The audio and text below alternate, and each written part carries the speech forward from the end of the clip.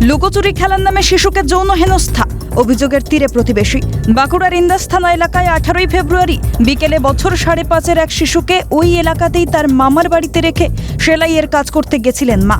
সেই সুযোগে শিশুটির সঙ্গে লুকোচুরি খেলার নাম করে তাকে বাথরুমে নিয়ে গিয়ে এক প্রতিবেশী যৌন হেনস্থা করে বলে অভিযোগ।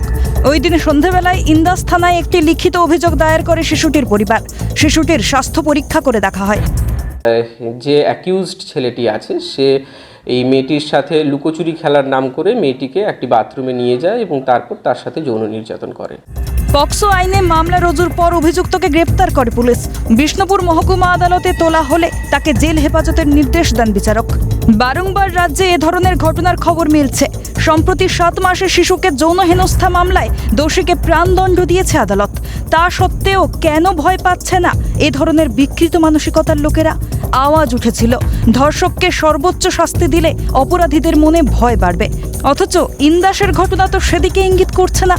আর কবে ভয় পাবে এই বিকৃত মানুষগুলো? আর কতদিন মেয়েরা যতক্ষণ না বাড়ি ফিরবে ততক্ষণ উদ্বেগে থাকবেন মা বাবা? বাঁকুড়া থেকে স্বরূপ রায়ের রিপোর্ট, ক্যালকাটা নিউজ।